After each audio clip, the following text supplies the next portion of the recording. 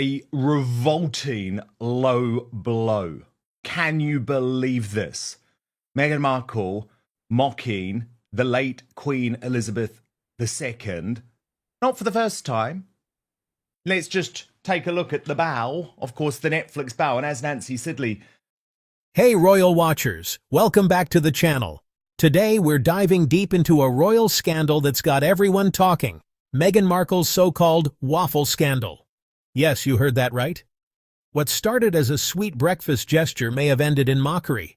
And royal expert Angela Levin isn't holding back. Who's actually here tomorrow, said if Meghan was not mocking Her Majesty Queen Elizabeth again, then she needs to come out and correct the rumours, because this is outrageous. And I think it is outrageous because what Meghan tried to do with this St. Patrick's Day disaster was invoke the memory of the late Queen Elizabeth II based on total lies. A very obvious leak to her favourite magazine in America, People, which is her latest propaganda, even ran the headline, "Did Meghan Markle use Queen Elizabeth's gift for Prince Archie to make a St. Patrick's Day breakfast?" And of course, the reality is no. No, she did not. These revolting-looking waffles, which ended up being used for imagery to mock the late Queen Elizabeth II, did not even come from the waffle maker in question. So Archie fell over. Archie fell over and broke it, apparently. Oh, gosh. Sorry. That's what happened to it. Angela Levin, our royal mastermind here. Okay, Angela, we'll look. Sorry. You were chomping at the bit. Okay, so what? The waffle maker doesn't even exist? No. Goodness me. Okay, well, let's look at the video. Let's look at this video that she posted on Instagram.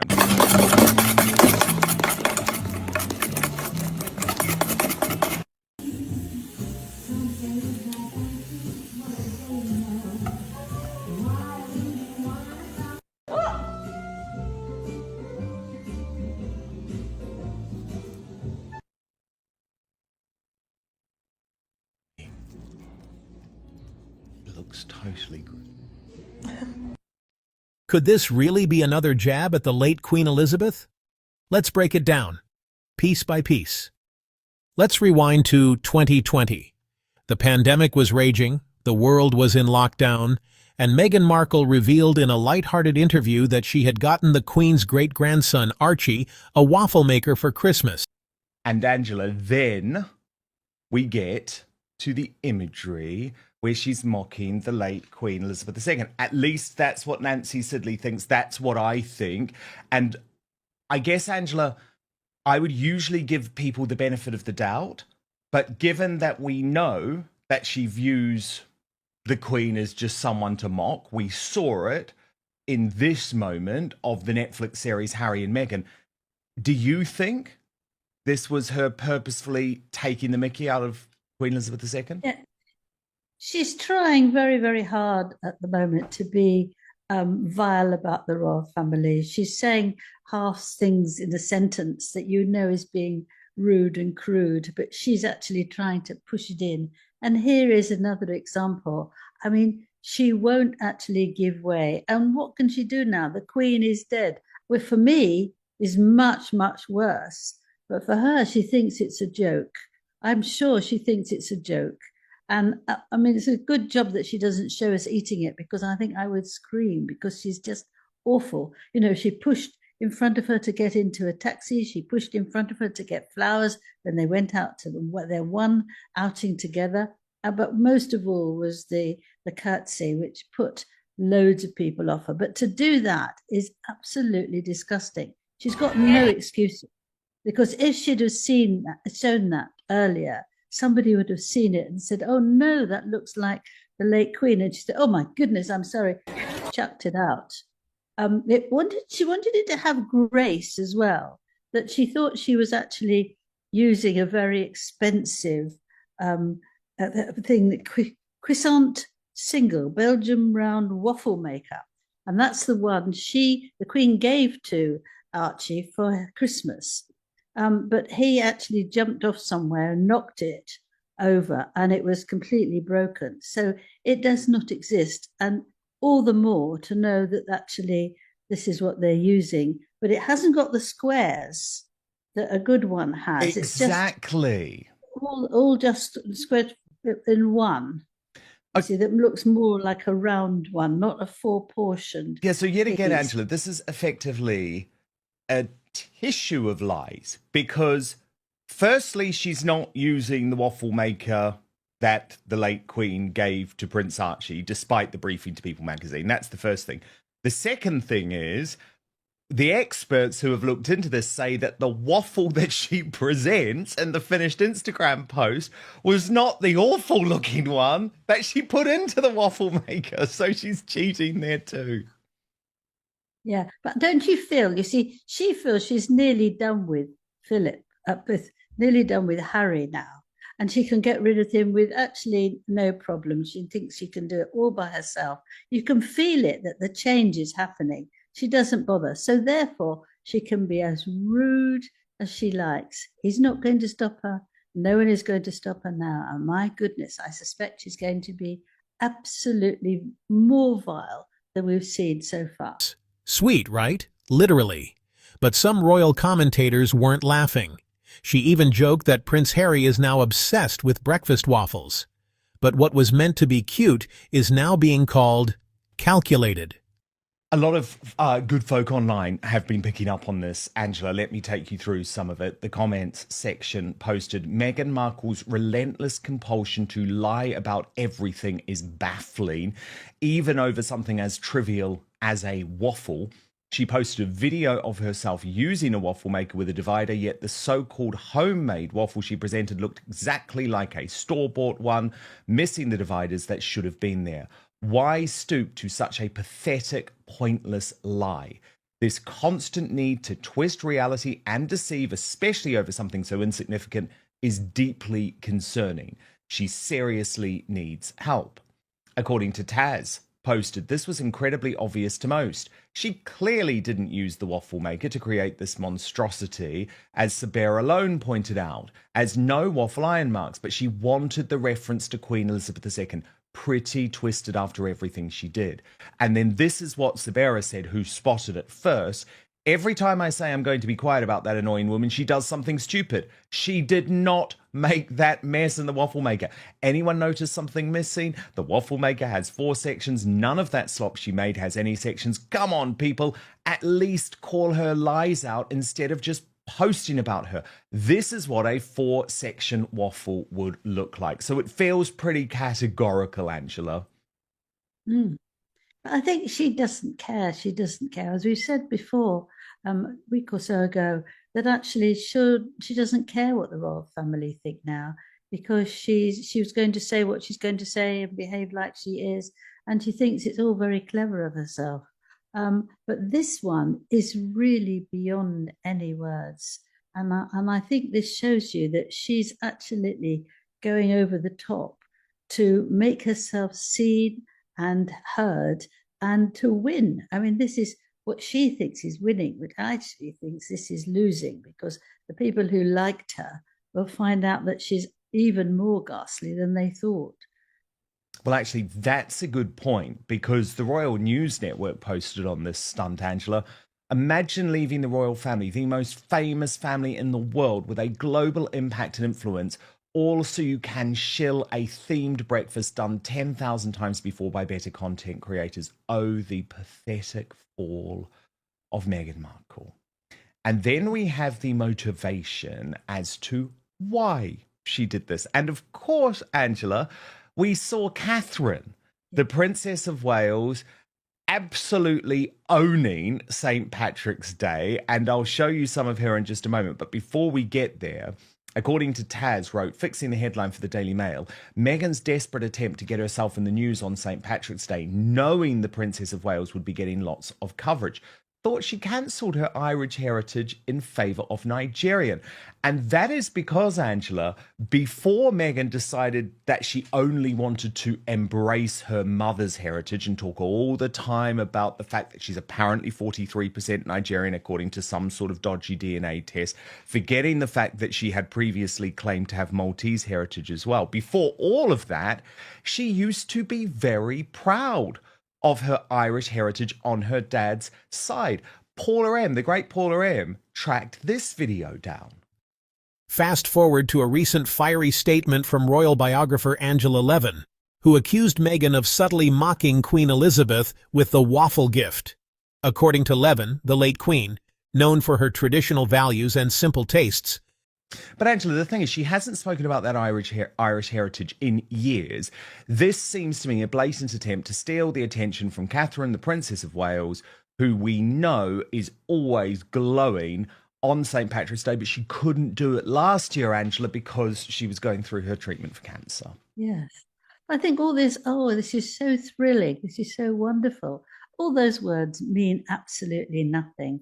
And she keeps changing wherever she goes. She's got some things that belong to her there, and she's absolutely just trying to please everyone in the most unpleasurable way. But when you look at Catherine, she's adorable. I mean, you just have to love her. She walks beautifully. She's always smiling. You can see that she and her husband adore each other. So there's a lot of feeling of being relaxed, and she really, really does like St. Patrick's. I mean, she's likes football and rugby, and she was very sweet to see that she won and William lost, and she was joking away. They like to sort of play I can do better than you, which is a game rather than something nasty, and she wanted to just pretend that, but she would be extremely kind and nice and make him laugh and all sorts of things, because she knows that football match is very, very important to him. But together, they can do anything together. It doesn't matter. They sort of get over it very quickly.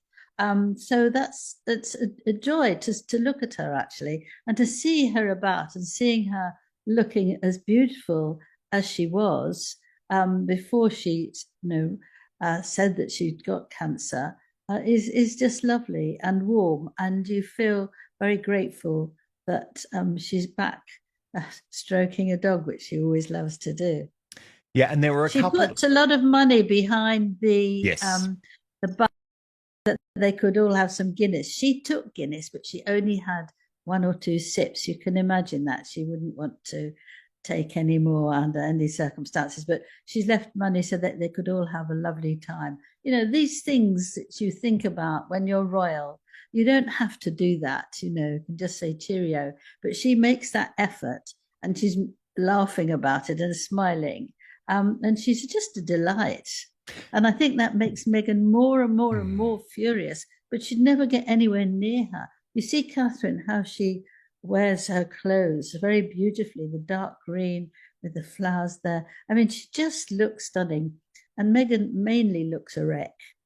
She just doesn't know how to put on her clothes somehow. They just don't fit her, and they're awfully uncomfortable looking. But she's, meticulous. And I hate that dress. It's sort of vulgar and crude, and it doesn't fit her properly. Anyway, there was a new as ever Instagram post to Angela yesterday, which I think we can have a look at. She spoke about simple pleasures. And there you see her with some blueberries in one of her beige tops. So that was a new one. But Catherine also had a couple of lovely videos. So I want to show you 2. The first is the lovely sort of edited zhuzhy, is that a word? Zhuzhy video that Kensington Palace put together to mark the day. But then actually we see just some of that lovely interaction that you spoke of, Angela. Might have viewed such a gift as oddly inappropriate or even disrespectful. Levin suggests the move was part of Meghan's ongoing pattern of undermining royal customs under the guise of modernity. Oh, What's lovely is that you see children adore her. Children she's never met before. They run into her arms and hug her round her stomach. And they just do that because they feel that she's warm. The dogs love it that she comes along and strokes them. She's never seen them before. You know, sometimes dogs are quite nervous and step back because they don't know someone, especially a dog that's a sort of working dog. And then the dog thinks, oh, she's all right. And you see, she's got that special star quality that anybody likes. Any, you know, if they're children, if they're dogs, if they're horses, anything, anything. We're very lucky. We're very, very lucky. So we must look after her so that yes, she we stays must. well. Now, Angela, it's D-Day for Prince Harry in terms of the release of his immigration records. But what I wanted to discuss here, Angela, is the way that the Sussex squad are trying to frame this whole debate. Because all of a sudden, Angela, they've thrown out the window anything to do with morality or truth telling or breaking the law, because they've decided that what they want to do is criticize people for saying that we want to break up Harry and Meghan's marriage. I'm not saying that is what we want to do, but that is their claim. And that is their way, Angela, that they are able to try and say, oh, just don't even worry about it. Don't even worry if Harry lied. Don't even worry if he broke the law. And it's a Sussex squad diversion tactic. And we saw it with a woman who I think was a plant, a Sussex squad plant, who called in to a Channel 5 show today to challenge Lizzie Cundy. Now, for folk who don't know, Lizzie Cundy is the former close friend of Meghan Markle who was ghosted by the Duchess when she met Prince Harry. Watch this. Now, Angela, I've got no idea who that presenter is. But Lizzie Cundy is actually completely right there. She's totally right. She's not trying to break up the marriage. She just wants the truth. And you see what happens. You've got the diversion from the Sussex squad, and then the TV presenter automatically tries to discredit the whole thing because the Heritage Foundation happens to be right-wing. Well, we both know Niall Gardner. He is a very decent human being, and he is doing this because the truth matters when it comes to immigration. But do you see what I'm saying, Angela, about the diversionary tactics that are being used by both the mainstream media and the Sussex squad today? Yes, I mean, we've seen that in all sorts of areas, haven't we? Yep. And they just like to make people feel humbled and bad, you know, that they're bad. Well, they're not bad. You know, if the rule says something, if that's the law, then you must abide by the law. And you can't just have the Heritage Foundation by Niall Gardner, who's fought very hard so that people don't think that Harry is just getting special service when other people are not. He's no longer a working royal, so the judgment should be just for what he's done. Now, I go back and I think I can never understand it that he put in his book, The Spare, all the drugs that he's taken, and I cannot understand it. If anybody cared for him, that Meghan should have said, oh, because she's bound to have read it. I guarantee she'd have read it. She would Absolutely, know she's a control what freak. she was in and what he said about her. And said, gosh, don't say this, don't say this. Why didn't the publisher do something about it? Why didn't the lawyer who read the book do something about it? Why didn't the man who actually wrote it say something about it? So I don't think that anybody there actually felt in a good way that they could help Harry. And if I'd have read that book before it came out, although I'm now cross with him and I don't like Meghan, it's got nothing to do with it. I would say you'd be insane to keep that in your book. You're asking for trouble. Don't show off about it. Get it ripped out. And he had the chance because he could reread it before it went into publication and he could say, I don't think this is the right thing. The fact that he didn't is his fault and all the people who were surrounding him's fault. And so what do they have to do? Come up with people probably who are paid and scream at us that we don't know what we're doing and we want to ruin his life and all that sort of thing. That's absolutely not on. And I'm not even saying whether Meghan still wants to be with him or not. That's not relevant. The relevant is that the law says something and he has to abide by it. And they're going to have a look and see what the matter is. A waffle maker might seem harmless, but Levin insists the underlying tone was passive-aggressive. So, what do you think? Is Angela Levin reading too much into a breakfast joke, or is there real subtext behind Meghan's sweet gesture? Was the Queen silently mocked, or is this just the media stirring the pot again? Yeah, let us know in the comments, and don't forget to like, share, and of course subscribe if you haven't already. This channel's all about the facts, the drama, and everything in between. Thanks for watching, and until next time, stay royal, stay curious.